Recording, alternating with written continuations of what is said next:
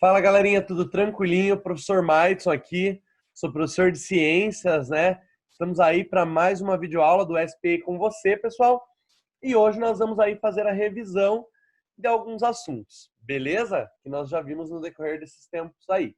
Tranquilinho? No decorrer das nossas videoaulas, nós já estudamos sobre isso e agora hoje nós vamos revisar, beleza? Bom, e o assunto que nós vamos revisar então são as ideias evolucionistas de Lamarck e de Darwin. Tá? Então nós vamos falar aí, nono ano, sobre Lamarck e sobre Darwin. Tranquilo? Vamos falar de uma forma bem simples e bem rápida aí a respeito de Lamarck e de Darwin. Beleza, gente? Bom, primeiramente, quando eu falo de Lamarck, nós precisamos lembrar que Lamarck, dentro, né, aí da teoria de Lamarck, nós temos basicamente duas leis, né? Mas, professor, quais são as duas leis que estão presentes aí dentro da teoria de Lamarck, né? Nós temos, então, dentro da teoria de Lamarck, nós temos a lei do uso e do desuso e temos a lei da herança dos caracteres adquiridos. Então, dentro da teoria de Lamarck, nós vamos trabalhar com duas leis, né? A lei do uso e do desuso e a lei da herança dos caracteres adquiridos. Galera, primeiramente, quando eu falo da lei do uso e do desuso, nós precisamos lembrar que o ambiente, na verdade, ele atua sobre os indivíduos, né? Fazendo com que os indivíduos eles sofram transformações nas suas estruturas. Por exemplo, quando um determinado indivíduo, quanto mais ele usa aquele membro, mais aquele membro ele se desenvolve. Isso de acordo com a lei do uso e do desuso dentro da teoria de Lamarck. Ou, quanto menos aquele organismo ele usa aquele órgão, significa que aquele órgão, se ele não está sendo utilizado, aquele órgão ele vai atrofiar. Então, lei do uso e do desuso, quanto mais eu uso, mais esse órgão evolui.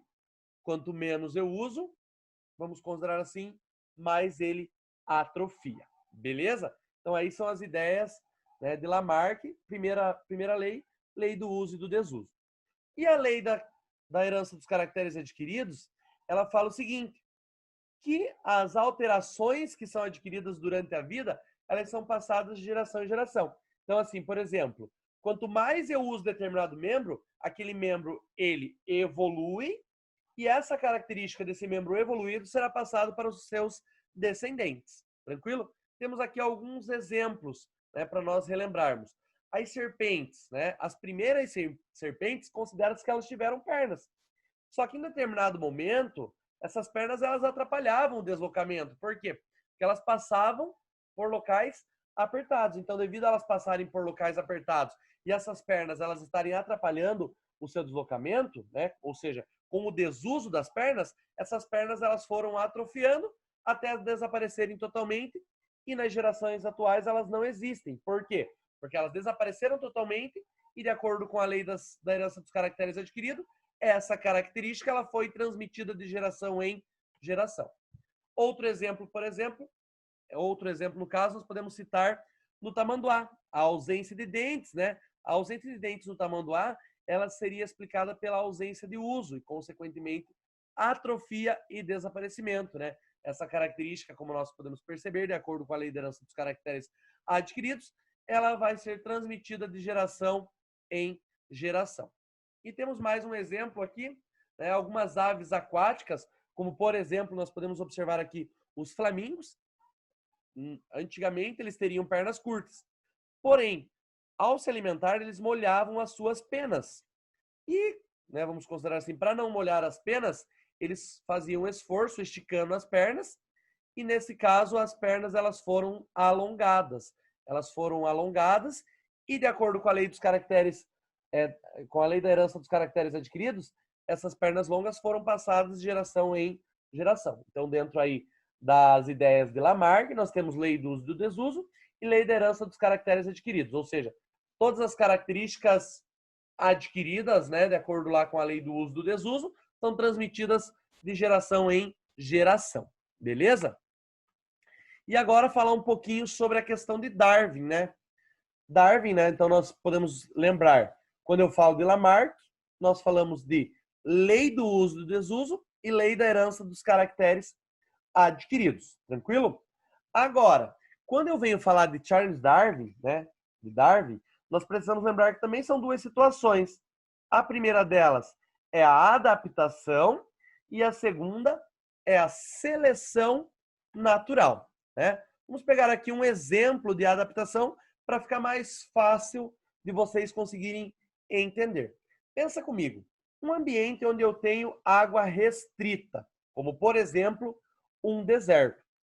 Folhas que têm poucas chances de sobrevivência, né, são quais? Vamos considerar assim, quais são as plantas, né, que têm pouca chance de sobrevivência lá no deserto? Nós precisamos lembrar que plantas com folhas, né, com muitas folhas, têm pouca chance de sobrevivência. Por que plantas com folhas no deserto têm pouca chance de sobrevivência? Porque é pelas folhas que acontece a perda de água, né? Ou seja, é pelas folhas que acontece o processo de transpiração. Então nós sabemos que as plantas que têm folhas, no deserto, elas têm pouca chance de sobrevivência. Por quê? Porque acaba acontecendo o processo de transpiração por essas folhas, né? Então essas plantas, elas não sobreviveriam e, consequentemente, não se reproduziriam, podendo entrar, sim, em extinção, tá? Então aí seria um exemplo de adaptação. Agora, vamos pensar ao contrário. Plantas que apresentam folhas modificadas, que são os espinhos, né? Então, plantas que têm muitas folhas não sobrevivem no deserto. Por quê? Porque lá no deserto elas perdem muita água pelas folhas, tranquilo?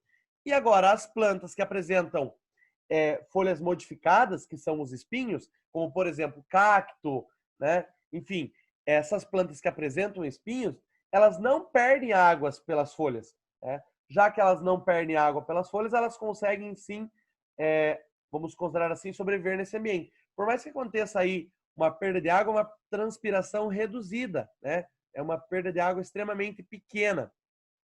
Então nós precisamos lembrar que as plantas que apresentam aí folhas modificadas, que apresentam aí os espinhos, eles possibilitam o armazenamento de água, aumentando então a chance de sobrevivência dessas plantas aí no deserto, podendo se reproduzir e gerar, claro, os descendentes, tá? Então a adaptação foi dentro aí dos estudos de Darwin. Galera, dentro ainda dessa parte de adaptação, nós precisamos lembrar, dentro dos estudos de Darwin, nós precisamos lembrar que as características que vão favorecer a sobrevivência de um indivíduo, né, são chamadas, então, de características adaptativas. Então, observe comigo aqui. As características que favorecem a sobrevivência e, consequentemente, a capacidade de reprodução são chamadas, então, de características adaptativas. Beleza, gente?